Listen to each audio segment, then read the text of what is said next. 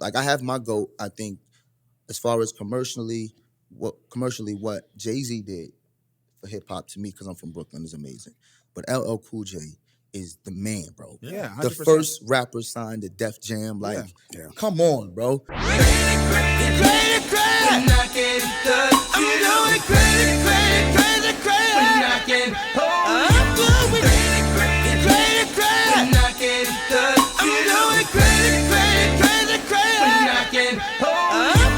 We sound crazy. Shit, enough to make you break and shake your asses oxygen. Rhyme good as a tasty cake. Welcome to another week of We Sound Crazy. The Brooklyn energy is real. Your boy Fillionaires in the building. As you know, we are your official backstage pass to all things music and culture.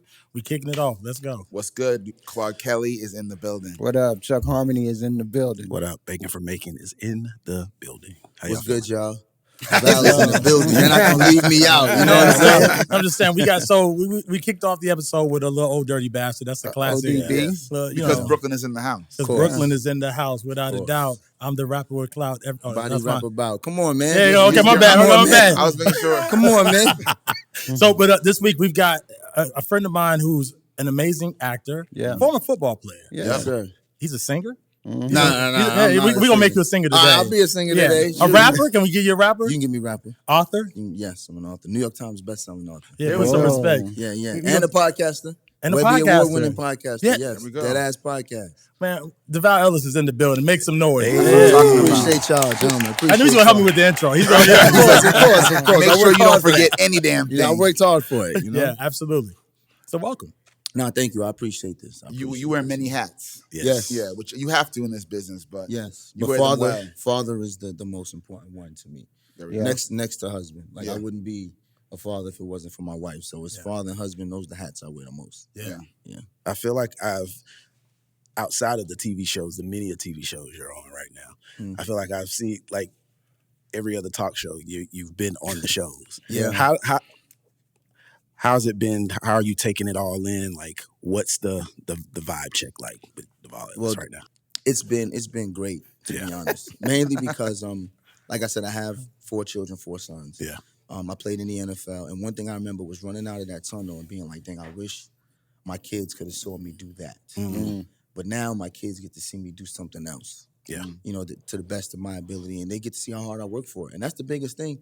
You know, they watch me work out every morning. They get up for school, daddy's up. Wow. But I'm still there to pick them up from school. Jackson made National Honor Society. So me and my wife are watching. And he knows that, like, my dad and my mom are always there. So as much as I love this and interviewing, being able to have my sons watch me do it is the best part. Wow. Yeah. Family first. Yeah, so family first. If you don't got family, then what you doing this for? Right. It's like, this is all about legacy building. At the end of the day, we're all going to die. And what happens after that, nobody knows. But if you want to live forever, you can live forever by keeping your name, talking about doing great things, being a good human, right? There's so many great humans that will never die because we keep them alive. Like, think about Malcolm X. Malcolm X is never going to die, ever. Yeah. Because we're going to celebrate him and talk about him. Martin Luther King, just a few that name people know, but I want to be like that. You know, I want to live forever. When people talk about you, what you want them to say about you?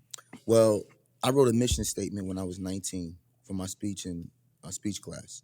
It's each day I work to build a legacy, not to be defined by my greatness, but by the masses I inspire to be greater than myself. Like, realistically, you can never do anything to make people say that you're the greatest or the GOAT in anything other than help people be great at what they do. That's how you never die. If you can help people see their own greatness, they'll always remember you. You know what I'm saying? The greatest gift you can give humanity is to inspire. So that's what I want to do. That's such a good point. I've been rewatching The Last Dance, the Michael Jordan series. Yep. And obviously, he's just, for his own accomplishments, he's the GOAT.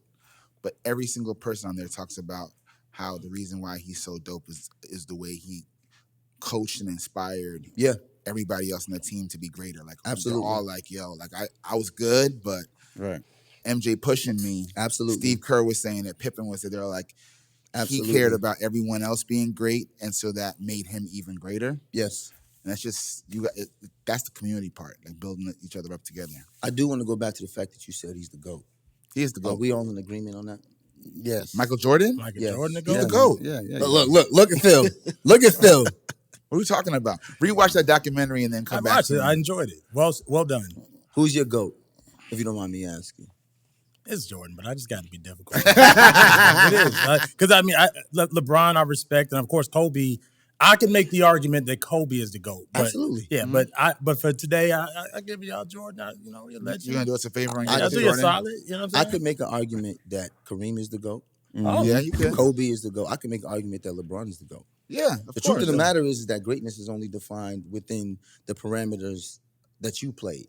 Like, we can't compare Jordan to LeBron. It's never going to happen. different game, It's a too. different game, right? Yeah. But in this era, LeBron was the greatest basketball player in this era. He didn't win the most. Right. Because I'm a Curry guy. Curry beat him three Yes, times out of 4 in the finals. You know what I'm saying? So it's not just about winning championships. What LeBron has been able to do and also change the idea of sports for athletes. Yeah. Like, without what LeBron has done for so many other athletes, you wouldn't have the KDs and the Stephs also being multi-millionaire entrepreneurs in this space. That's the inspirational part. saying? Besides him just, it's And that's why I would, LeBron to me would be one of my goats. No, you're not wrong. You're not. I mean, he's up there. And that the reason why people regard MJ as so highly is because of those things. Like He's my GOAT.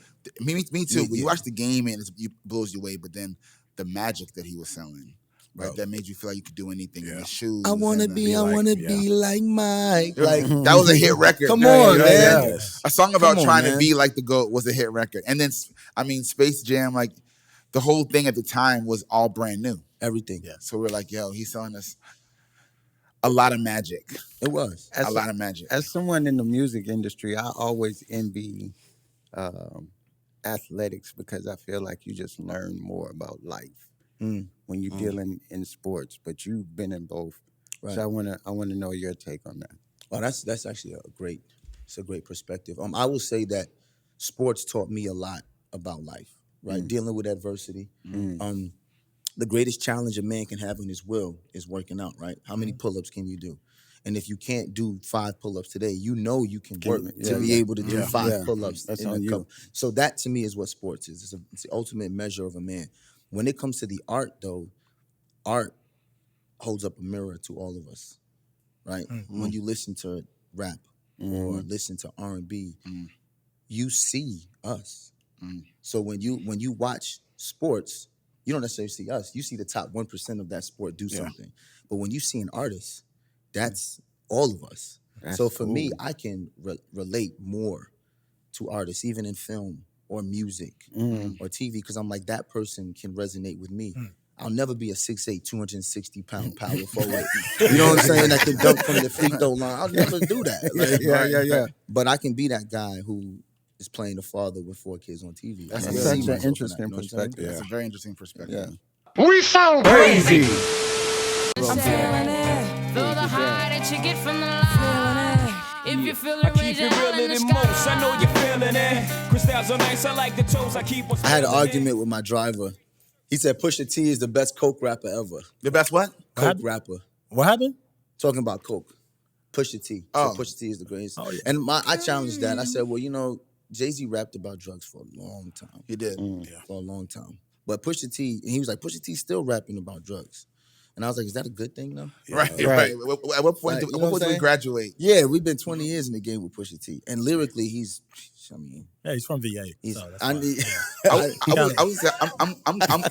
I'm glad you're here because first of all, everyone's from a different city, but he reps VA really hard. okay. And pushes the Thornton too. So I'm just saying, Yeah. it's kind of Yeah, you know what I'm saying? I would do that too. But I'm 44. You're 40. You're 40. So we're from the same era of New York, and Yeah. so when you play records like that, it takes me back because it's just a certain. There's just a certain culture to being from New York when these things were popping off before they went mainstream, before they went to MTV, before they went even to BET. It was see if I Video could- Music Box. Let me see if I could break it down for y'all, how it was in New York. This is the early 90s. Yeah. Albee Square Mall. I'll give you an example. If you go to Crown Heights, it's split between Hasidic Jews and West Indian and country black people. And the only spaces we had our own, because if you know the Hasidic Jewish community, they'll take over a community. They have their own synagogues, their own ambulances, their own everything. So it was very separate. And they're buying everything in cash. So black people are almost treated like, not almost, they were treated like second class citizens. In the late 80s, there was a riot, the Crown Heights riot. It was because a Jewish driver was trying to get home before sunset, because you know what, they have to be home before sunset. He was flying through, ended up hitting two black kids. Jewish ambulance comes in, and they go and grab the guy out the car and leave the two black kids. Wow. So the whole black community was just like, nah, it's us versus them now. You know what I'm saying? It's crazy. That's the time, right? So just think about that in Crown Heights. And the only time black people ever felt at peace was when there was guys playing music. I'm talking about DJs come out on the corner black in parties. Crown Heights in Bed-Stuy, and they playing just regular music, and then rappers are coming out and freestyling. This is how you get a Biggie. You know what I'm saying? Hove is out there, Big L is out there, and they keeping the vibes chill, because if you don't have these chill vibes, it gets tense. It's violence. Bed-Stuy, do or die. So music to me during that time, early 90s, was like, that was my way to escape. Everybody had their headphones. You get on the city bus. You dealing with whatever issues you got in Brooklyn, but everybody ended up bopping their head. You get on the city bus and you got kids from Staten Island going to the same school in Brooklyn, the Bronx going to the same school, and everybody looking tense. And then somebody hit that button, and all you hear is, "I'm feeling that, feeling that." You know what I'm saying? That's how you got the train with people, and someone starts playing it. It's what makes everything okay in for New York real City when it's happening. So let me ask, what was in your headphones during that time? just Your about to top ask that. 5. If you had to pick 5 albums that were on repeat heavy while you were on the city bus in Brooklyn. This is a good question. This is a good question. I'm gonna get some heat for this, but the first thing I'm gonna say is, it was Hove and Biggie. Like that 100%. was the first two. I got introduced to Big L. He never really dropped a big album because he was murdered, but his mixtapes. But I also listened to Pac. Like I was a big. This is why I say I'm gonna get some flack. When Tupac died, September 13th, 1996, me and my friends sat there and cried. My son's middle name is Shakur. He was born September 13th, 2016, 20 years to the day. And the reason why I say that is because we talk about music as if music is just something we listen to. Music shaped my life. The things I know about women, the things I know about sports and life, I learned through music. I learned listening. All the things I learned about business and wanting a legacy, I learned listening to Jay-Z's albums. From the very beginning, he's been talking about the same things. You listen to 444 and you listen to Reasonable Doubt, it's the same principles. You got to flip the block. Flip the block with your people. And he lived that. And you know who listened to Jay-Z and literally did the same thing and we applauded for it was LeBron. We just talked about it. LeBron flipped the block with his friends. Went out and got the bag for all of his friends, and Jay did the same thing. So for me, I was listening to Hove, I was listening to Biggie, I was listening to Pac. I was also listening to LL. Okay. Because LL had the girls, bro. You don't understand. There would be no Drake. There would be no Drake. If there's no LL, to me, like I have my GOAT, I think, as far as commercially what Jay-Z did for hip hop, to me, because I'm from Brooklyn, is amazing. But LL Cool J is the man, bro. Yeah, 100%. The first rapper signed to Def Jam. Like, come on, bro. There's none of them without LL. He started the word GOAT. Yes. And he's a GOAT. And he's a GOAT. That was his album back in like the 90s, right? It was late 90s or early 2000s. He came up with the word GOAT, greatest of all time, because he was a big fan of Muhammad Ali. Yeah. And he named his album that. And a lot of people don't even realize that. And I know he talked about it recently in an interview. Yeah. But it's a fact. Like, I remember when he first did it, it sounded so ugly because you're like, because back then it was like, I'm the GOAT. Why would you call yourself a GOAT? Right. Get out of here. Right. And it's stuck. But Round the Way Girl back in the day, like, them songs were undeniable, just hearing them in the places where they were happening. Absolutely. That's another thing that we don't talk about. I don't know how it was to pick up women where you guys are from, but in New York, it's difficult. It was at the bus stop. Like, but remember how difficult it was? You couldn't just walk up to a girl and say, "Hey, my name is Devale. I think you're nice." You could not do that. But New that York might chicks not would work be out. like, they'll play you right there on in the a screen in front of heartbeat. everybody. So you had to come with a certain swag, like. And I remember watching L and be like, "Okay, let me roll my." Because he was showing you how to do it in the video. Yeah. He was doing it. He made me want to be in shape.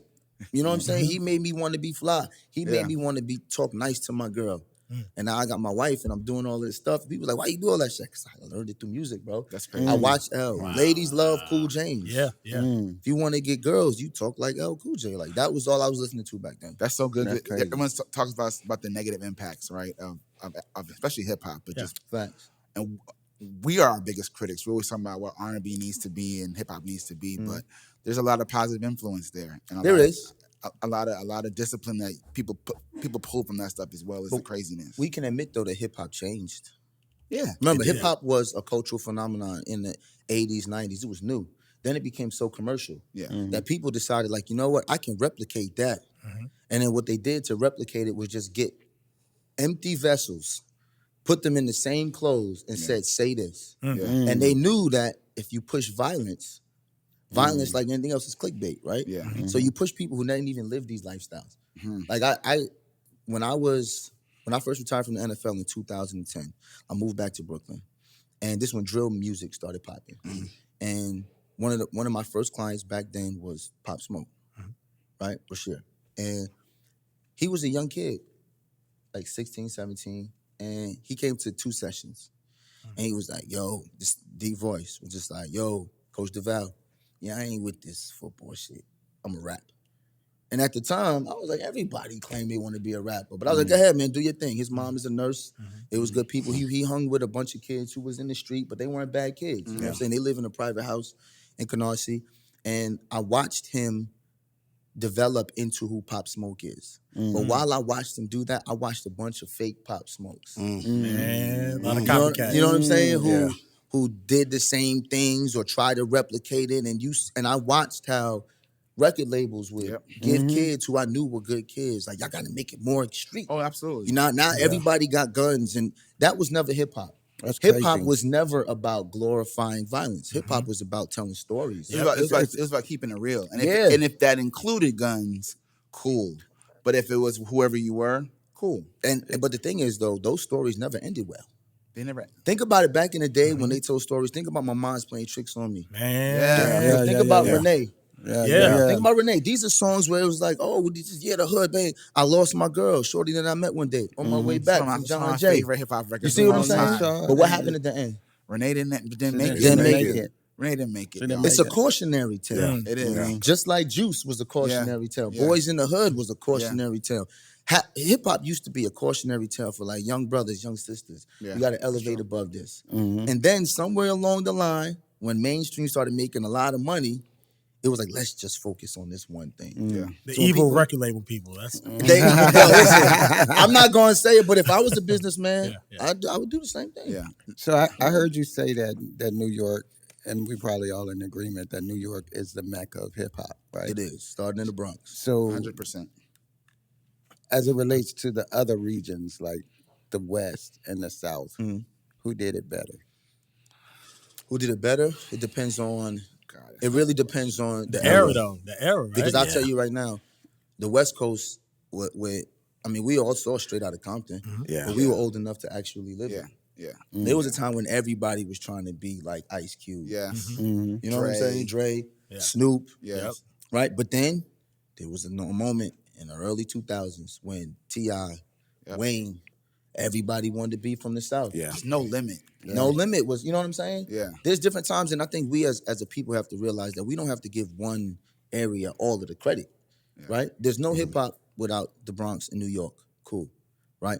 Would it be as elevated and worldwide if it wasn't for Straight Outta Compton and Fuck the Police?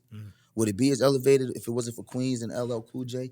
I'll take it back. Would it be worldwide if it wasn't for the Fat Boys? Fat Boys, Run DMC. If we really want to talk about music, the Fat Boys had... I watched Fat Boys movies when I was a kid because my dad was a rapper named Chili T. My uncle was Von K, DJ Von K. He DJ with DJ Lance in New York. These are all like legends. So I watched this stuff and I was like, yo, like hip-hop was way more than what people think it is now. I'm going to add to that. I'm going to add to that and also say Kid and Play. Oh, come on, man. Come on now. Yeah. Because them movies were the first time people around the country are seeing like there's other people out there that look and do the same things that we do. Exactly. Since we're in the vicinity of hip hop, who do you feel like has stayed true to their sound regionally? West Coast, South, New York. And that's a tough one because I think that after a while, people started taking from different regions. Yeah. Because it made sense if you want to broaden your audience. If I want to get in the South, I got to use some of them beats. Yeah, because the lines are kind of blurred. They are now. Yeah. As it should be, though. I mean, we're talking yeah. about 50 years of hip-hop. Yeah. Stay true to their sound. The West Coast, to me, has the most unique sound because hyphy music is different. You know, when you hear that boom, boom, boom, boom, like that to me is always going to be what it is. But you hear Jay-Z rapping on hyphy beats once in a while now. You know what I'm saying? I don't think anyone has stayed true. And if they're smart entertainers, they wouldn't stay true. They would mix and mingle. I feel like in my opinion, the region that stayed, like you said, everybody's kind of borrowed from other regions, but the West Coast, I feel like I would agree with that. Yeah, everything that Kendrick is doing right now, like sounds like the West Coast. Yes, it's you just know it's LA. It's the West. Yeah. Kendrick is having a moment. And it's a good. It's good. Moment. Yeah, it's good, but it's a moment. Yeah. He's on a wave. I think Kendrick has put people on notice that we're no longer going to follow the trends of the industry. Love it. You know what I'm saying? Yeah. Like, I'm going to speak how I want to speak. I'm going to be who I am. And you're not going to water me down to sell records. I fuck with it. And that's no shot at Drake, because what Drake has done since 2009 has been game-changing, right? But it is clear that, you know, Drake isn't Canadian. He's Canadian. He's not American. He comes down here. He learns the music, and he makes good music. Yeah. I don't see anything wrong with that either. You're a Drake fan? Am I a Drake fan? I'm old. So it's hard for me to say. I'm being honest. Like, I've never been the guy that'll sit down and listen to, like, just Drake to vibe.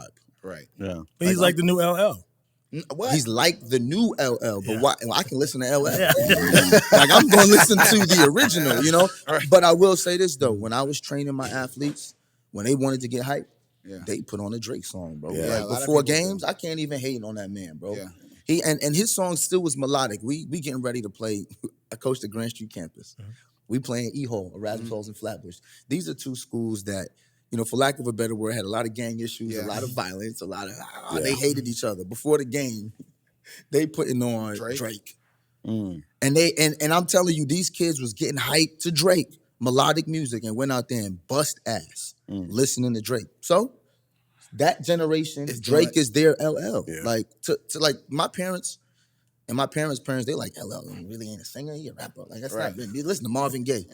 So I would be doing the same thing to Drake as my parents did to LL. I guess that's a good comparison because everyone has to have their people for their generation. Yeah.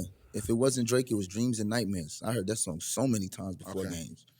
I was like, wait a minute. Y'all gonna get them hype. We sound crazy. Handling with the Mac in the act, door paneling, bandaging MCs, oxygen they can't breathe, mad tricks up the sleeve, wear boxes so my dick can breathe through in the Q40. One of the greatest to ever do it. To ever do it. Unbelievable. B.I.G. Yeah. So the latest season of the team was just season finale. Season finale just happened. It's intense. A lot of stuff happened this season. A lot of. We dealt with a lot of generational trauma. With Zach's character, you know, something that we don't talk about with men a lot. And it's funny because I watched a lot of people be uncomfortable with what was happening. And it was good uncomfortable. Behind the scenes? No. I'm watching on Twitter. While they're watching it. And, you know, there was a meme that went around where there was a young man that was saying, you want protection, right? You want to feel safe. But you don't ever make me feel safe. If I tell you I'm going through something, you roll your eyes, tell me to man up. If I tell you I require this, I require that, it's too much, but you want me to protect and provide all the time. And then Fatima, we're watching Zach go through a lot with his mom and his brother. And his girl, Fatima, is by his side the whole time.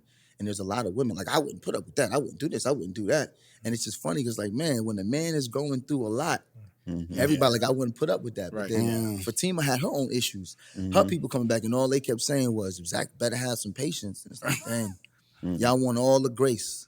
All the grace. But is that grace in forever return? That's And it was a mirror because there were a lot of women who were arguing with other women about the fact that this is exactly why these episodes are making you uncomfortable. Yeah. Because you, as a woman, don't know how to make that man feel safe. Yeah. But you want him to protect you. And I watched women go back and forth and have the open dialogue.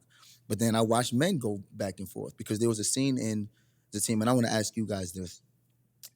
Inzatima, my brother, who's suffering from alcoholism and also drug addiction, he goes to approach Fatima, and he goes to grab her bag to get some money from her, and she falls and hits her head. She's pregnant. They don't want to tell Zach because they know Zach is a crash out. Ultimately, Zach finds out. He beats his brother half to death. Fatima leaves him in jail to teach him a lesson once they find out that he wasn't dead. And people are upset at Fatima, like, How could you leave him how in could jail? you leave him in jail? But then people are upset at Zach. Like, how could you risk going to jail to ultimately try to protect your girl when you know she was fine after, which led a conversation. What do you do as a woman? If you know that your husband is going to go out of his mind and somebody did something to you, do you tell him? Absolutely. Or do you keep it from him? Man, you better tell me. You gotta tell. I'm the same way. Yeah, you better tell me. Come on, man. I need to know. I need to know. Real time, too. But here's the thing. Like right now. I'm glad you said that because I had this conversation. Devale would want to know. Yeah.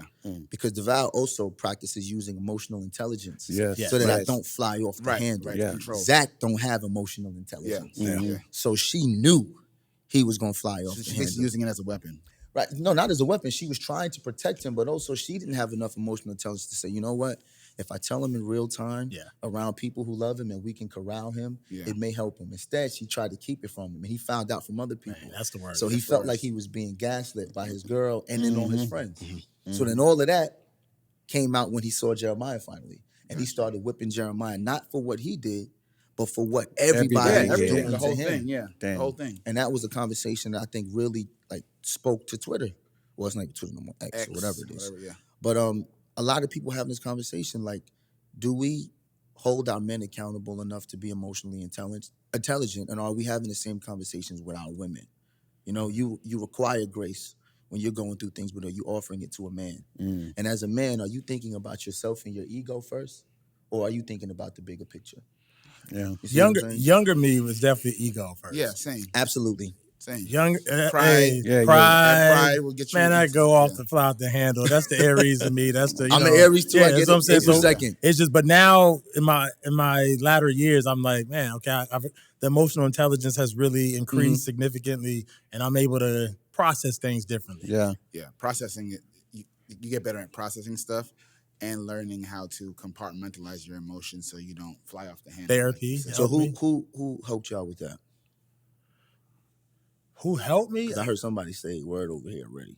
Therapy? Therapy. Yeah, you said that's therapy. Therapy. It's Yeah, important. therapy has helped me because I understood the root of why I couldn't process certain information because of my upbringing, because of my own trauma, and addressing it head on. And I'm grateful. I mean, years and so much money. Like I do therapy now every Saturday. That's like my dedicated. It's like a self-care day. But I literally, if I go into the office or I do it via Zoom if I'm on the road, but it's super important. But it's helped me navigate life and the challenges and the trauma. I'm glad you talk about that. Yeah. Wow. I did therapy for some time. Yeah. Me and my wife didn't do therapy together, but she talked about getting some therapy. And people think that it's like, you know, I didn't go through no trauma. I don't got to go through therapy. Therapy ain't just for people going through trauma. Sometimes you got to learn how to deal with the stuff you see every day, like now. Yeah. Like just looking at social media It's every day. traumatic. It is. And it's designed to create trauma. On purpose. On purpose. So On purpose. You always have to be regulating what you're taking in, what you're consuming, what you're reading, what you're watching, what you're studying, what you're listening to. Absolutely. All that stuff matters. I mean, I think for me, I've done therapy before, but it's being a lot more intentional about how you spend your 24 hours. Yeah. Because there's so many things that can easily eat away at your time. You can be on social media too long. You can be watching TV, the wrong kind of TV too long, the wrong kind of just everything. So that balance so that you're taking care of yourself, you're sleeping, but your peace of mind Absolutely. matters so much. And really that comes down to is what you're consuming all day. Let me ask you a question. Did you guys grow up with your dads? No. No. Somewhat. It's complicated. So I grew up with my father. Yeah. Right? Which is like I've learned over time how much of a privilege that is. Yes. Right? To me, I thought it was just par for the course. You know, I was just like, oh, everybody grows up with their dad. Yeah. You know, you grow up in your world and you think everybody grows up like you. And then as I was growing up through Brooklyn, I met a lot of my friends and I was like, oh, you don't live with your pops. And then I became a young adult and I realized 75% of the young black men that I've come across in my life do not have their father. Quite common. Right, 75%. And then it manifested itself even more when I retired and started a mentorship program. Over 500 young men, over 75% of them, only the moms was there. And that's when I started to see all of the issues that we as a culture have because there aren't dads in the home. Correct. Which was also done by design. You think about mass incarceration, absolutely. you know, think about COINTELPRO and how they Yes. tore apart the black family. It wasn't an accident. And the reason why I say that is because if black people knew how much trauma was enforced on us on purpose, they wouldn't run from therapy. And that's why I say every know? black person should be in therapy. You should be in Yes. therapy, man. Whether you feel like you were traumatized Absolutely. or not. Yeah. Absolutely. It's religion. Oh, yeah. Religious tradition that keeps people from therapy because therapy gets thrown into that same bag of the spookies and the. Very true. I agree.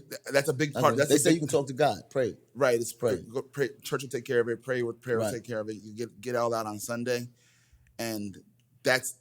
I'm not saying that that's not true, but additionally, And right? I can tell you that it's not true because even the Bible says it's not true. I grew up in the church. I grew up in the church too, and for me, what I'm saying is like having community that meets on Sunday. But what's right? the Bible say? It's Faith helpful. without what? Works. Faith without works is Yeah. dead. You know what Exactly. works is? Therapy. Therapy. Like that's people can't use religion as an excuse to not go to therapy because God literally tells you to work on yourself. Yeah. Yeah. Put You know in what I'm work. saying? So when people use religion as an excuse for therapy, that's someone who just doesn't want to go.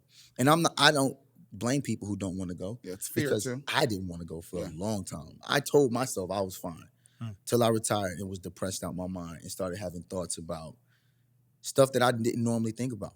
You know, and this was me growing up with my dad. You know, this is me having somebody when I was in financial trouble to call and they can bail me out. Even having all of that, there was still times that I was just like, I don't feel good internally. And here's the crazy part since we're talking about music. You know how hard it is to be going through something mentally and then listening to the wrong music on top of it and trying to get out of it? Yeah. That's why music is so important to me. The that's vibrations true. that come with what you listen to. The vibrations, Man, because everything is a vibration. yes. And I think going back to emotion, the concept of emotional intelligence, I was just sitting here thinking, like, what are the examples that we have as men of an emotionally intelligent person? Like when you're looking at music and when you're looking at sports, like because the spectrum of a successful man or a well thought out man, it's just all over the place. You know, you got the alpha male, you got the sigma male, you got all different kinds of males. So who defines emotional intelligence? It's funny you asked that because earlier you asked about sports and music. I found my ideas of emotional intelligence through my coaches, right? And my dad, right? Ultimately, it was my dad first. But you know how it is when we just talked about it. A lot of people don't grow up with their dads. Right. I grew up with my dad. There came a point in my life when I turned 13, I didn't give a fuck. My bad, we get cursed? Yeah. I didn't give a fuck what he said. Because it's just naturally in me to buck against what it is. Because now I got testosterone. Everything I'm doing, you're telling me is wrong. Naturally, I'm going to go against it. So I didn't listen to my father. But when my coaches spoke, when my coaches went up against adversity, I watched how they dealt with it. You know, if I had a coach who every time something went wrong, they panicked or they screamed, I'd be like, dumb, this guy's the worst. But then you had some guys where we down by 12 points. And they like, yeah, bring it up. Are we cool? Okay, we cool. So let's get back to what we do. And those are my first examples of emotional intelligence. Like, yo, he stays steady. So if he not panicked, I'm not panicked. And through sport, that taught me how to do that. And then it wasn't until marriage where I had to learn how to, like, master it. Be patient.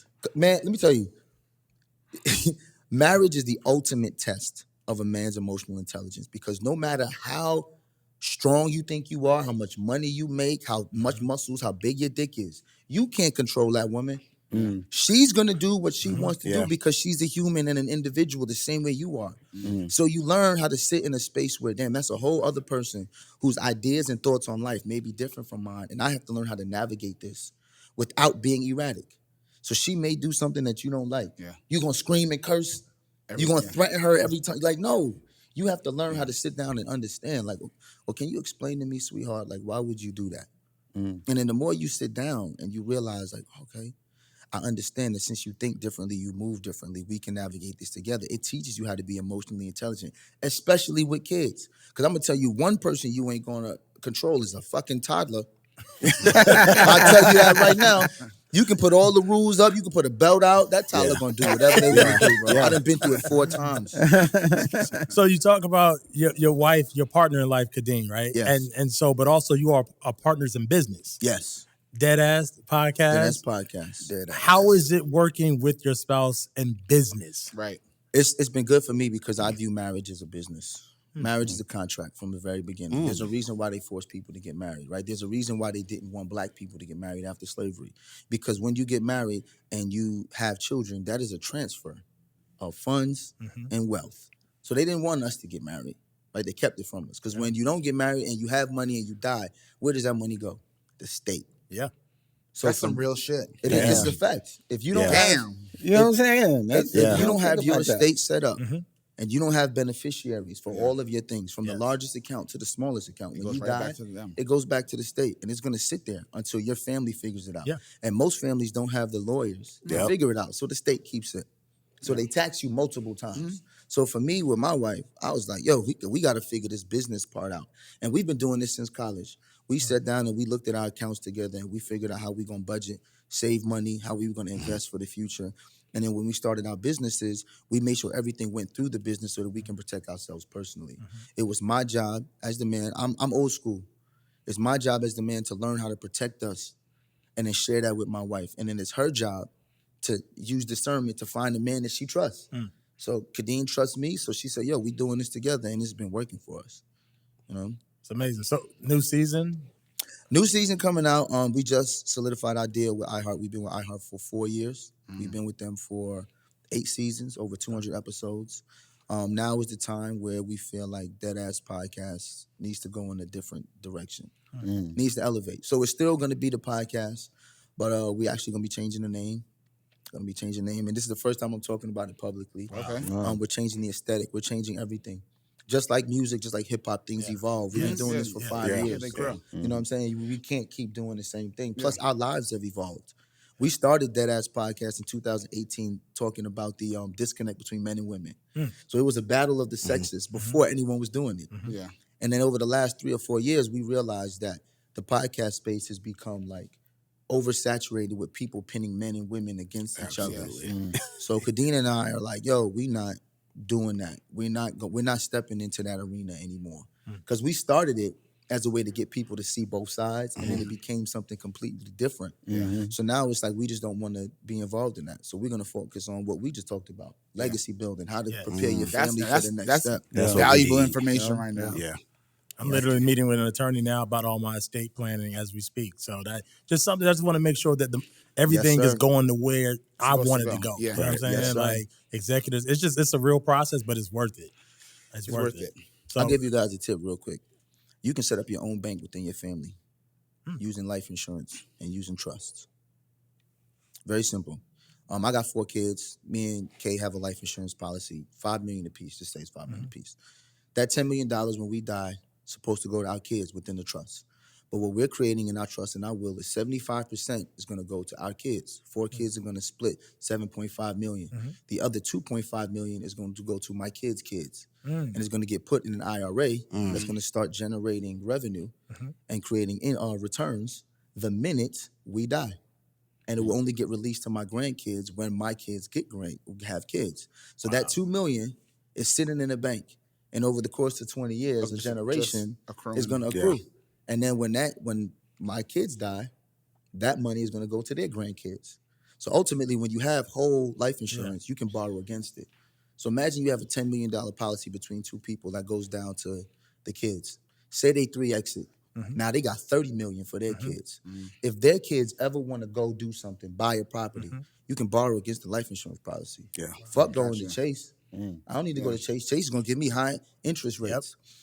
Granddad, how much I got in there? Well, for you particularly, you got $7 million in your trust. What do you want to get? Well, there's a duplex over on Peachtree. It's going to cost 1.2 to put down on it. All right, borrow against the trust. Go get that building. Once you start making money, put the money back in the trust. But now there's no interest. You do stuff like that to build with your family. In 3 generations, your family will never, ever have to work for anybody. Man, I got some adjustment to do to That's myself. super smart. I know that's game. I'm telling you. Wow. That's game. I'm telling you. And if you got kids and you have a production company, put all your kids on salary. Yeah. Yes, I know Because that. I had to pay a hefty tax bill yesterday. Hefty. And I said to my financial advisor, I said, if I would have put my kids on salary and paid all of them, maxed out their 401k, what would that have done to what I just had to pay the government? He said it would have been half because it would have been tax deductible. Those go to the kids, but that's also another way to put money in the trust without the government taking it. So I'm learning all of this stuff as I start to make more money. I'm learning, and that's what me and Kadeem want to do on the new Dead Ass podcast. We don't want to argue about my wife is this and who's going 50-50. We're not doing that. Yeah. We're together. We have kids. How we building? Yeah. And just sharing that information. That's valuable. Listen, the generational wealth of investing in your not your kids, grandkids, investing in your grandkids, your kids. It's real legacy right there. It's real legacy. So even when your kids fuck up, because they will, they will. You're not. It's still happening beyond them. You know how you get to live? Super smart. Now you get to live free, like everybody else gets to live free. Right? We didn't come from generational wealth. No. You know, we have 400 years of being pushed back constantly.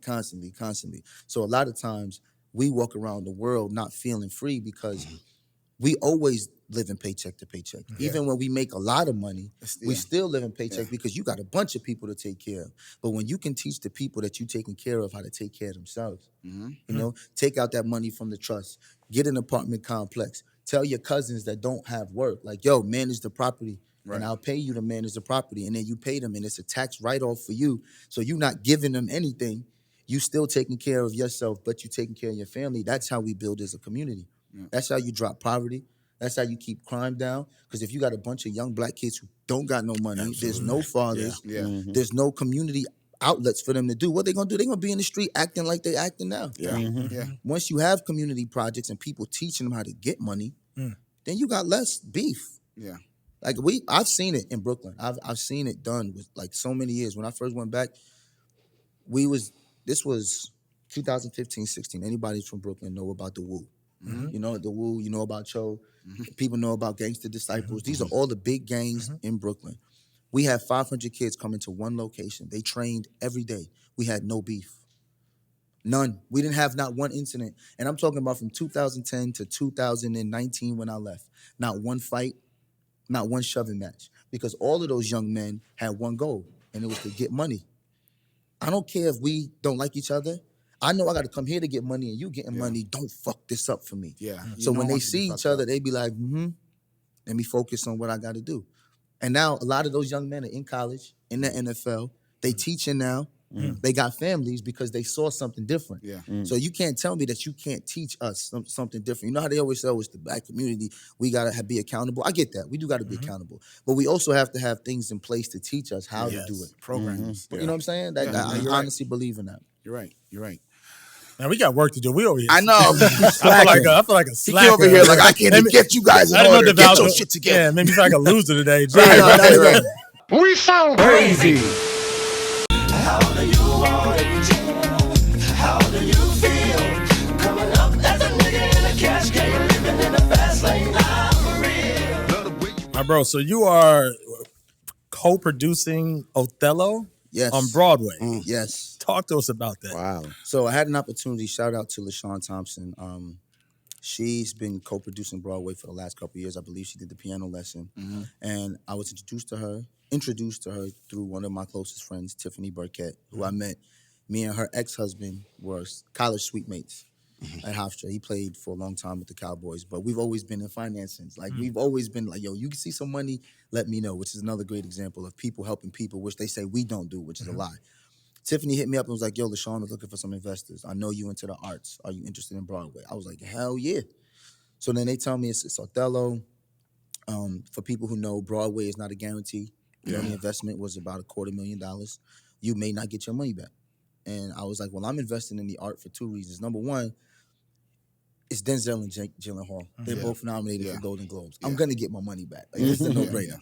But number two, I get to sit in them meetings and learn how to put on a live show, on Broadway. You know, Kadeen and I have sold out tours every year. Yeah.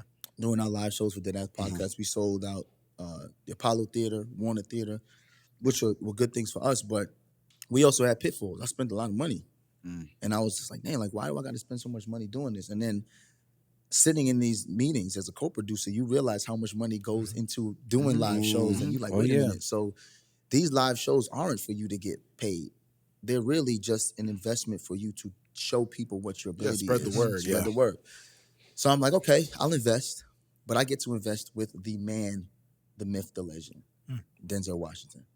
I get to watch rehearsals. Yeah. I get to see how he handles press. I get to be a fly on the wall. And I did this with Power. I was Amari Hardwick's body double and stunt double on Power for 3 years. And I only took that job, and I ain't make a lot of money, but I wanted to see what the leading man in Hollywood at this time, who's on the #1 show, was doing. So I watched him. I watched how he handled the crew, the cast, the lines, and I said, when I get my opportunity, I'm going to do it the same way.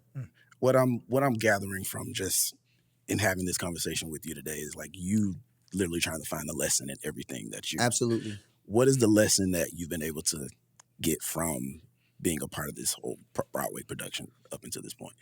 The biggest lesson I've learned is give myself runway with projects. Phil will tell you, I'm the type of guy that's like, yo, I got an idea. Oh, what is this, November? Yo, we're going to be filming this by December. I'm learning now that that's not the way it works. If you really want to develop a good project. Like we started this co-producer thing with Denzel the last January. It doesn't come out until March is opening night. So that's 14 months. You know what I'm saying? 14 months. We used to put on shows and I'd have an idea and I'd be like, yo, November, I want to do Devusha versus Keyonce. We're going to do a live show in February. That's 3 months. That's why it cost me so much money. Because now I got to get venues, got to pay a premium. I got to pay the market. Everything that I need, the LED lights, all this other stuff, now it's the last minute. It costs money. So the biggest thing I learned was to give myself like runway for projects. And don't expect that every idea is going to happen in 2 to 3 months. Sometimes things take a year. Like I did Meet Me Next Christmas. That was a #1 on Netflix. Love that. Thank you. Great movie. Appreciate it. We filmed that April 2023. It didn't come out till November 2024. That was almost a year and a half. Yo, shout out to Latanya Newt, too. You know? Shout out to Latanya. I'm saying this, you know you my big sis. Latanya Newt, there's another example. They say all the time, when black people get on, they don't help out other black people. That's a fucking lie. Latanya Newt saw me on Instagram in 2018. I was walking down the street with Kay. I was singing When We Fuck with Tank. It was me and Kay, right? When we and it went viral. And Latanya knew and said, yo, I want to work with you in some way. This is 2018, mind you. And she was like, we're going to find something. She kept in contact with me. BET had some auditions. She called me in for the auditions. I go in for the auditions. Kill the auditions. I don't get booked. Latanya's like, fuck that. I'm working on something else. Like she was really working for me. Never met me. Didn't, like, had no reason to help me. And then 2023 happens. My buzz started to grow on its own because of the shows on BET and stuff. Book does well. Latanya was like, I got something for you. And I was like, what's up? She's like, I got a project. You know, you want to work opposite Christina Milian? I'm like, Dip It Low? Hell yeah. I would definitely work with Dip It Low.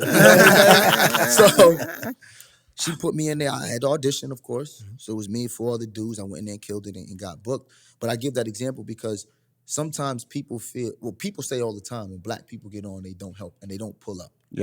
People also are always looking for someone up there. Latanya at the time was at BET, and a lot of people look down on BET, right? She worked her hard. She gave us the New Edition story, which is probably the greatest musical story since the Jackson 5. You know what I'm saying? So that's a great woman with a great mind who's at BET. She moves on to Netflix, and then she takes me with her. But we had built off of Instagram. And sometimes people look at you sideways. You reach out to someone while they're not at their highest. And you're like, I'm not dealing with you. I'm trying to get up there. Them motherfuckers up there ain't going to answer your phone. They don't care. You know what I'm saying?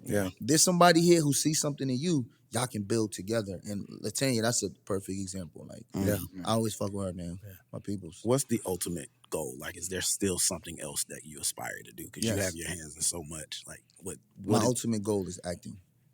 Like, people don't understand. Like, I I've done a lot of other things because I've learned not to put myself in a box. And Yeah. one thing I'm gonna do is take care of my family before I do anything else. Right. So yeah, I wrote books, I did social media, I did YouTube, I did all of that to make sure my family was good. But I also studied to be a thespian, man. I got my bachelor's degree in speech communications, performance, and rhetorical Yeah. studies. I did a 2-year conservatory at Esther Studio. Like I watch films all day long. I got a theater in my house just to turn all the lights off, tell the kids to go play, so that I can watch and study. Yeah. You know, and the thing is, people are like, oh, you 40, you too late. You've done all this other stuff, and you've been confined to that. No, you can't put me in a box. No such thing. Because, and I just watched this movie the other day. Samuel L. Jackson did not blow up till he did Die Hard with a Vengeance. Yes. Yeah. Yes. And I think he was 38, 39. 39. 39 in Yeah. that moment, in that movie. And after that, Samuel L. became Samuel L. So now I'm in a point where I'm like, yo, I'm just building, letting people give me opportunities, learning, letting people talk their shit. Oh, he's just a YouTube guy. I get it. You met me that way. So I understand why you see me that way. Oh, he's just the Tyler Perry actor. He's the BT. I get it. We do that to everybody. Yeah. Think about it. If you start to feel upset because people don't see in you what you see in yourself, you're going to be fucked. LeBron James got booed on draft night. Yeah. He got booed by Cleveland. LeBron James. Steph Curry, they told him he'd never make it. He got drafted behind Ricky Rubio. Yeah. You know what I'm saying? Like these are people who are Tom ultimately Brady, great. Tom Brady was drafted in the 6th round. Jay-Z got freaking kicked out by every every label. label. Yeah. I remember. Yeah. Every single label Yeah. was like, nope, don't say it. Yeah. And now look. Yep. So for me, I don't listen to none of that stuff. I just keep my eyes on the prize. Yeah. And I keep working, I keep training. I still have an acting coach. I work my body every single day. I eat differently. I drink wine rather than drinking a bunch of different, you know what I'm saying? Like I'm trying to make sure that I am what I want to be in my life. And I want to make sure that my kids watch me go through the journey. I may never get it. I may never get an Oscar. I want one, but it may never happen. But you know what my kids gonna watch? They father try and be successful through trying. Yeah. Because then that teaches them that there's no failing. Right. Right. Jackson, your father didn't get an Oscar. Well, my father also didn't score a touchdown in the NFL, but he fucking made it. Yeah. Right. And now me and my brothers can do whatever we want to do. So if we being honest, my father's a winner. Yeah. And that's what I want for my kids. And that's You know just a what I'm saying? valuable lesson for everyone that's out there aspiring, especially in the creative field and, Yes. and in sports too, but in life it's just like, it really is what you pick up along the journey Absolutely. and the relationships you build. That's what you're talking about is that Relationships is everything. Relationships Because is you could be the greatest athlete, and if nobody know or nobody want to see it, or no one wants to work with you. they never gonna see you be an athlete. Yeah. So you gotta have relationships. Yeah. You know, you got to. So you're in the process of writing your 3rd book. Yes. This one's about fatherhood. Yes. Raising Kings, How Fatherhood Saved Me from Myself. That's great. Wow. That's my next book. I'm excited Good about topic. it. I appreciate that. I got a 13-year-old, an 8-year-old, 7 and 3. They saved my life a bunch of times. Not in a way where people think like, oh, he's gonna kill himself and his kids. No. They saved my life because I had to learn emotional intelligence a lot of times. Being a young 20-something-year-old father, you in Brooklyn, somebody cuts you off, Man. and now you cut them off, and then they jump out the car, and you like the Oh yeah. Let me chill. Let me chill. You got it. Let me chill. You got it. You know what I'm saying? Chill. It just teaches you how to be more mature, but also just what I just explained to you. My oldest son is a phenomenal basketball player. Phenomenal. He's averaging like 17 points a game now. He's 13. He's playing up. But he wasn't always good. And I learned how I was making him even worse by screaming and hollering and expecting instant results, right? And I'm screaming and cursing and I'm watching him shrink and shrink and shrink. And I'm like, what the fuck's wrong with you? Like I'm being the most toxic father you could be because in our culture, we've been taught that you have to shit on people in order to make them grow. This is the worst thing I've ever heard in my life. But when you hear it, you're going to be like, oh, that's kind of true. One of my coaches, Kippy Brown, said to me, athletes are like mushrooms. The only way they grow is if you keep them in the dark and you shit on them. Wow. Now think about the NFL, think about the NBA and how these coaches talk about players, right? They'll motherfuck you to death. But the minute the coach wins, the coach gets the credit. You see what I'm saying? What it does is it teaches these young men not to value themselves and always seek perfection. And if you're short of perfection, you feel like a failure. My son saved me from myself because I was a perfection seeker. And then once I realized that my sons didn't have to be perfect to get better, I was like, Devale, you don't got to be perfect either. Right. And my career really started to blossom when I started to apply the stuff I was trying to teach my sons to myself. Interesting. When I used to go into auditions Yeah. and try to be perfect, and I wasn't booking because I was too robotic. But instead, I went in the auditions and said, "Fuck it, I'm gonna give them something different and let them see something and try it." The same thing I tell my son, get in the game. Like, you ain't never try to cross over the game, but Dad, I might lose it. So you might cross that motherfucker. Right. Then he get in the game. And then the first he make the shot, he look at me. And I'm like, I told you. But then it was like at me. I was like, I told him, but listen to that, Devale. Listen to what you're teaching your son. And it's almost like I'm raising myself. And here's the best part. I'm doing it with my father. Wow. My father's retired. So now my father's helping me with my kids. They're his grandkids. So he's giving me some lessons, but also I'm teaching him the stuff that he did to me that hurt me. And he's open to hearing it. You don't see that often, man. Bro. That's a blessing to be able to have the generations and be able to have the conversations in real time. Bro, I one day I broke down crying in front of my pops. My father cried in front of me for the first time, like open ball crying, a couple weeks ago, right? And I was like, what? Like, I've never seen this before. I'm like, yo, like, what's happening? And he's just like, no, I'm just proud of you. And as you get older, you start to realize, like, you don't have a lot of time left on this earth. You probably have less years ahead than you have behind. Right. And my father's 63. And he's just like, I just want you to know before I die that I'm really, really proud of you. Because years ago, me and my father weren't talking. I'm the kid, the first son, made it to the NFL. I was like the golden child. My father has always been in his family the one that helped everybody.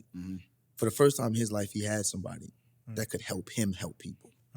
So he's like, you help your grandparents, you help this, so I'm helping. Then I find myself in hard times. So I go to my pops, I'm like, I need some money. He's like, all right, well, you can put this with the money you owe me. And I'm like, I don't owe you shit. And he's like, what you mean? I was like, I helped put your son through school. I did this, I did that, I did all of this. And then my father looked at me, he was like, you right. Like, I didn't realize that I was doing that to you. Because you know how often we as men dump on other men? The minute you find someone that can help relieve some stress, since you're not used to getting any relief, now you can, he got it. Because he had to be the person who had it. And when I told him that, and the fact that he didn't scream, he didn't do what fathers typically do, fuck you, I did the best I could, you ungrateful mother. He didn't do none of that. He looked at me and he said, you're right. Like, I should have never did that to you. It doesn't matter if you're the oldest. It doesn't matter if you have it. Like, I should have never did that. And then when my father apologized, it made me realize at the time I was a father. I was like, my pops just apologized to me. How much apologizing am I going to have to do to my son? Because that helped me. And then I immediately started apologizing to my sons for the stuff that I did wrong. And I watched them blossom, bro. Like, if there's one thing I can tell y'all, if y'all have kids or don't have kids, when you have kids, this old adage of shitting on kids to make them tougher don't work for every kid. Kids need to hear that they're great, not that they ain't shit. When you hear you ain't shit all day, it ain't gonna make you want to fight. Sometimes you like, if I ain't shit, then I quit. You know what I'm saying? Or they just believe They it. believe it. And a lot of times people believe it. It's the few athletes that can hear they ain't shit all day and still be great. Say, I'm gonna prove you wrong. You know? A lot more people need love.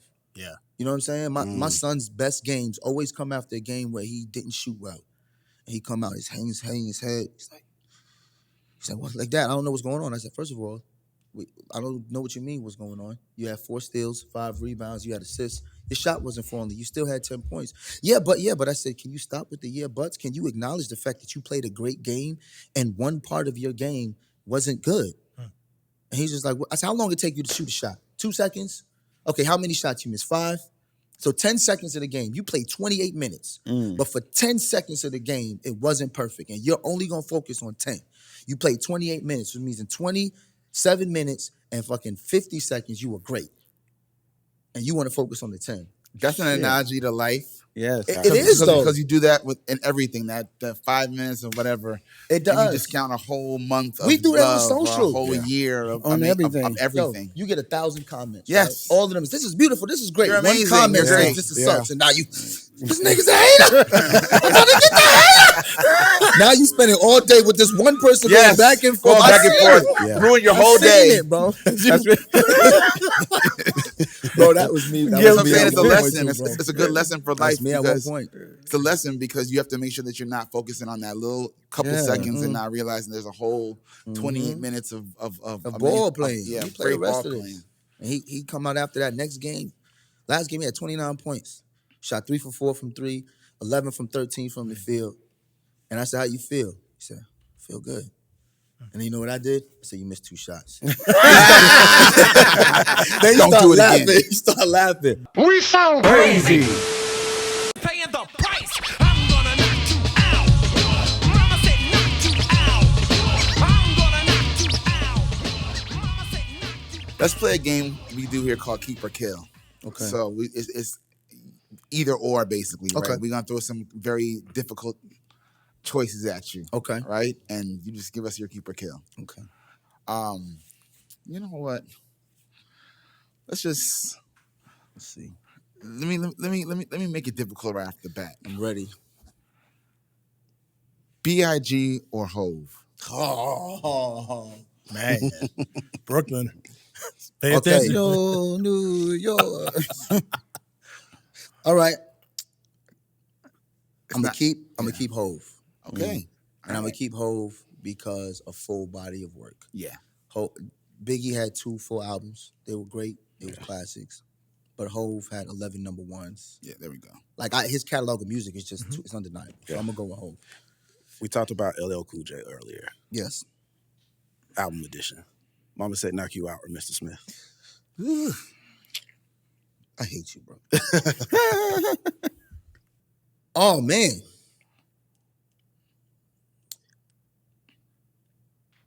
I'm gonna go with Mama Said Knock You Out Okay. because they had Round the Way Girl. Yeah. Yes, sir. And Mama Said Knock You Out. Yes, Yeah. sir. And those two are like iconic songs for Yes. a whole decade of people. Yeah. So I gotta go with Mama Said Knock. Okay. Coaching or playing? Coaching. I affect way more people by coaching. I can only affect the game on what I can do. But by coaching, I can help all of those young men or young women reach a goal. So I'd rather coach. Podcasting or playing in the NFL?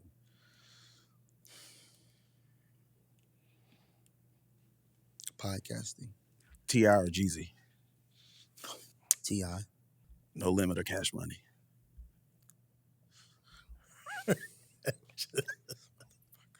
That's the second time. Second time. Cash Money gave us Weezy, Drake, Nicki Minaj. That's like a 3-headed monster. Yeah. Only record label that did anything like that was Rock Nation, with Hove, Kanye, and Rihanna. So I would have to go with Cash Money because No Limit, Master P is an icon. He's done it, but who from No Limit has come out and become like, Yeah. you know what I'm saying? Yeah. Other than P, Yeah. like Silk the Shocker, Mystical, they had their moments, Yeah. but I Yeah, mean yeah. you can't compare what they did to what Cash Yeah, Money did. true. So I'll go Cash Money. Rock Nation / Rockefeller or Bad Boy? Damn. Damn. Yeah. That's a tough topic now too, just because of the Yeah. time we living in. Yeah. But I mean, Bad Boy gave us Jodeci, Mary J. Blige. But that was technically Uptown.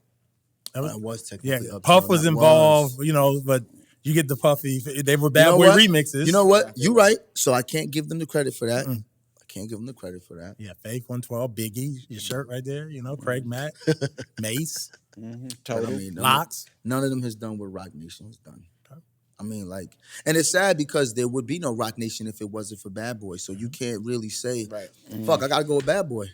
Do you have a Jay-Z and this global brand if Puff and what they didn't make hip hop what it was? It's it's the way they made the lifestyle international. So Keep or Kill, Cosby Show, or Martin? Oh, see, Martin is my guy. Damn it, That's hard. Phil. That's hard.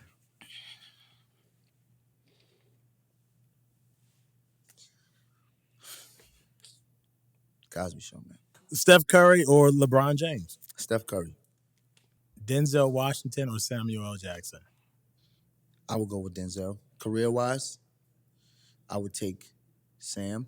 If I'm being honest, career-wise, I would take Wesley Snipes. He's my favorite actor of all time. Wow. Let's give Wesley Wesley some Snipes. Oh, some yeah. love. I like Bro, that. What? Come on, man. First of all, he's from New York, Yes. but New Jack City, Yes. White Men Can't Jump. Yes. Yeah. Tu Yeah. Wong Fu. Yes. Money Train. Yes. Blade. Blade, yeah. Like he's done everything. He's played a villain, Yeah. a drag That's good. queen, a Yes. comedian, Brooklyn's finest. Like Yo, my dude popped up for one scene in Wayne's Exhale and just Yeah. and killed and it. killed it. Yeah. Like that's my favorite actor of all time. We don't even talk about the Major League series he had. That's true. He's in Major League 1 and 2. Man, make some noise. Keep it killed. Devale Ellis edition. He Yeah, kept it that was real. good. You He kept kept it it real. a buck. Thanks. You know what I'm saying? Thanks. He kept Kept it it real. You kept it real.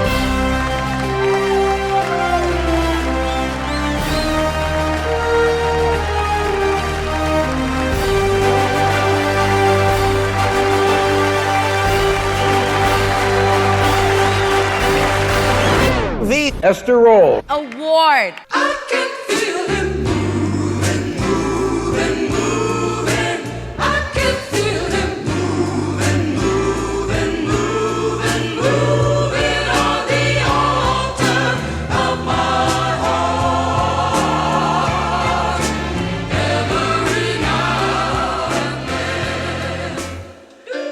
Talk about someone who wears many hats. Yeah. Yeah. The Irby. This is our segment that we do every single episode where you want to explain the music, Timon? So this song is by none other than Esther Rolle, Florida Evans from Good Times. Yeah. Comes from an album she put out in the 70s, 1975, Garden of My Mind. So we were just, years ago, we were just sitting around talking about music. Okay. Happened to bring up the fact that Esther Rolle had an album out. And it just kind of went from there. And then we just kind of felt like we wanted to coin the award after her name because there are several people that we don't talk about but have accomplished a lot in this business. So we call it the Esther Rolle Black Excellence Award. That's fine. So we all nominate someone that we feel like is deserving of getting their flowers that haven't gotten it. And then we vote and pick someone every episode. So you're part of the delegation now. Okay. So I'm gonna open the floor. I'm going to kick it off. Go ahead. My nomination this week is an amazing actress. We've seen her in a number of sitcoms over I the got years. somebody, so you better not say my person. If you say my person, I'm gonna fight you, I swear. Tashina Arnold. Okay. That's not my person, but that's not my person. I like that though. I'm gonna go with another actress. I just watched a movie called Exhibiting Forgiveness, and I wasn't prepared for the twists and turns the movie was gonna take me in. But Ingenue Ellis, Oh man, yo, she's she's come on. she did an amazing job Yes. in that Yes. movie. She, playing Maddie Moss Clark, like every project she's in, she goes in 1,000%. King Richard. Yes. Yes. And I feel like for whatever reason, she's not a part of the conversation as consistently as I would like to hear her part of the conversation. So Ingenue Ellis for me. For me, she's an icon. She's an actor now. She started as a rapper. Queen Latifah. Dana Owens. Okay. I love Living Single would be one of my favorite sitcoms of all time. I'm actually going to nominate someone that you just mentioned who I think should be in the legendary conversation a lot more. Wesley Snipes. Yeah. That's my guy, bro. That's my guy. I agree. I like Wesley. Yeah. Who you got, Chuck? Since we talked about hip hop and hip hop regions, I'm gonna go back to my guy. I've nominated him before, but I'm gonna nominate Nelly from St. Louis. Okay. Oh, Nelly. Man. Only dudes movement, Eunice, Imp, Pit, Juice. He went diamond, didn't he? Go diamond. Yeah. A couple times. Couple times. And he did Gridiron. No, he didn't do Gridiron Gang. What movie he did? He had The Longest Yard. Wasn't he in for Any Given Sunday too? No, he was in the. He played a running back. No, LL Cool J played the running back in the Given Sunday. Yeah, he played the running back in The Longest Yard. Oh yeah, The Longest Yard. The Longest Yard. So just to recap, we've got Tashina Arnold, Ingenue Ellis, Queen Latifah, Wesley Snipes, and Nelly. It's going to be difficult. Yeah. So you can vote as many times as you want the first go round. If we hit a tie, then we'll do the tiebreaker. But vote as many times as you want, and majority rules. Okay. Tashina Arnold. Oh wait, do we only have to pick one, or we? No, can, you can vote vote Is it anytime. over someone else? No, No. you just vote. If you think that person is worthy, you vote. Oh no, she's definitely worthy. I mean, from Martin to freaking House Party to Little Shop of Horrors. My Wife and Kids. Yeah. That's 5 for Tashina. Ingenue Ellis. Yeah, I gotta go Audrey. Damn. 2-time Oscar nominated. Yeah, It's difficult. Queen Latifah. Yeah, I'm gonna nominate her. That's my girl. Yeah, I'll nominate Dana too. Yeah, that's good. So 3 out of 5 on Dana. Wesley Snipes. I'm gonna go on West. That's my guy. Wow, Timon. Simone's a hater. Nelly. I'm gonna go with Nelly. Sorry, Chuck. That's fucked up. I was going to put your hand down. You had him in the wrong movie, man. He was in Any Given Sunday. He wasn't in Any Given Sunday. They're like, that's when you lost everybody. But they was like, this man. He was in Baby Boy. You don't remember him in Baby Boy? Baby Boy. I know he was a running back. So you was right about that. So we got a tie with Tashina Arnold and Audrey Ellis, looks like. Yes. Yeah. So this time you can only vote once. All right, Tashina Arnold. 3 out of 5. Majority rules. That solves that problem. Tashina Arnold, congratulations. You are our winner this week for the Esther Rolle Black Excellence Award. Make some noise. She's been doing it for so long, Yeah. Little Shop of Horrors and freaking just so many things. She's been in so many And things. still on TV. Make sure you follow us on all platforms at We Sound Crazy and WeSoundCrazy.com. And shout out to our partners at Visit Music City. Thank you so much for your support. Zatima streaming now on BET Plus. Yes. Sister streaming now on BET Plus. Yeah. Meet Me Next Christmas streaming on Netflix right now. Yes. Watching Christmas during the spring. It's okay. It's okay. Othello on Broadway launching in March. Yes. Man, Deadass Podcast coming back soon. Yes, it's coming back. Books is in. come on the way. Yes, Another yes. book on the way. Just Devale Ellis, Everything. man. You got to come back and see us, man. This I is would definitely great. come back. I had a good time. Yeah, it's a good I had a real good time. I was up late last night with my kids. I woke up this morning. I was just like, man, Phil, man, got me coming to Midtown. But we always have good conversations. So I was like, fuck it, I'm with it. So I get here, man, I don't want to go. You know, it's not often dudes get a chance to sit together That's and right. vibe. Like, Yeah, just yeah, talk yeah. and not feel like, you know, I got to watch what I say. You know what I'm saying? yeah. But it be For real. good conversation. Yeah, you know, yeah. we're not just talking about bullshit. So I appreciate y'all, gentlemen. You're always for welcome having back. me, man. Thank Appreciate you. you. Always welcome back. He's Oh, gonna thanks, come man. back and talk about one of these mini projects. And, Yeah. Right. Yes, You know I what I mean? will. Yeah, come on, I man. will. So well, I was saying when we end, we ask our guests to pick the song that we go out with, right? And it could be any song that comes to mind that you feel like encapsulates the Changes. conversation. Tupac Changes. Wow. You didn't even have to, He you just didn't have said to changes. think about it. Man. Yeah. That's what we need in this world, man. It's coming off of this election cycle, all the stuff going on in the world, the fires in LA. Yeah. Yeah. We need something that's gonna uplift some people and understand the change is coming, man. As long as we work for it. Yeah. We don't gotta stay in our circumstance. Let's get it. Yeah. I love that. Thank you, Devale Ellis. Appreciate you, brother. Appreciate y'all, Thank man. I you, love brother. y'all. Thank you, man. Until next week, we out of here. We sound crazy. Peace. That's just the way it is. Oh yeah. We sound crazy.